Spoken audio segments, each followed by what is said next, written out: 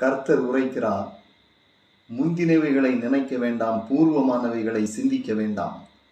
இதோ நான் புதிய காரியத்தை செய்கிறேன், இப்பொழுதே அது தோன்றும். நீங்கள் அதை அறியீர்களா?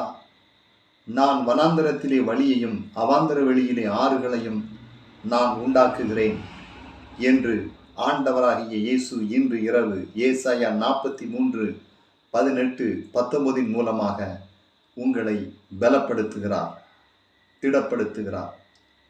இன்று மெய்யாகவே இந்த வார்த்தையை கேட்டுக்கொண்டிருக்கிற என் அன்பு தேவ ஜனங்களே, கர்த்தர் உங்களுக்கு என்ன செய்ய போகிறார்?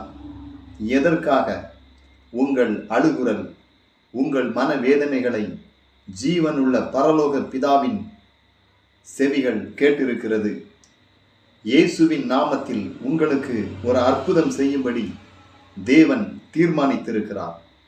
எசேக்கியேல் 37:11 எங்கள் எலும்புகள் உலர்ந்து போயிற்று, எங்கள் நம்பிக்கை அற்றுப்போயிற்று, நாங்கள் அறுப்புண்டு போகிறோம் என்று நீங்கள் கதறுவதை தேவன் இன்று கேட்டிருக்கிறார். வனாந்தரத்தில் எரியப்பட்டு கேட்பாரற்று கிடக்கும் எலும்பு துண்டு போல, விசாரிக்க ஆளின்றி, உதவ யாரும் இன்றி, செத்து போனவனைப் போல எல்லாராலும் மறக்கப்பட்ட உன்னை உயிர்ப்பிக்க, வாழ வைக்க, விசாரிக்க, ஆசீர்வதிக்க தேவனால் கூடும்.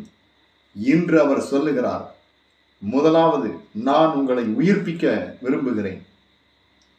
அதனால் நான் செய்ய போவது, என் ஆவியை உங்களுக்குள் நான் வைப்பேன் என்று ஆண்டவர் சொல்லுகிறார். நீங்கள் உயிர் அடைவீர்கள். உடைந்து போன பாத்திரத்தை போல் உன் வாழ்க்கை சிந்தி சிதறி கிடக்கிறது. சோதனைகளை சொல்லி அழக்கூட ஆளின்றி புலம்பி தனிமையில் பெருமூச்சு விட்டு அழுது கொண்டிருக்கிறாய். மகனே, மகளே, சில சமயங்களில் தன்னைத்தான் அழித்து கொள்ள, மாய்த்து கொள்ள நீ நினைக்கிறாய். உன் பிள்ளைகளின் எதிர்காலம் என்னவாகும் என்ற கவலையில் இன்று வாழ்ந்து கொண்டிருக்கிறாய். கீழ்கண்ட வசனங்கள் உன் வாழ்க்கையை விவரித்து காட்டுகிறது. புலம்பல் 1-2 வாசித்து பாருங்கள்.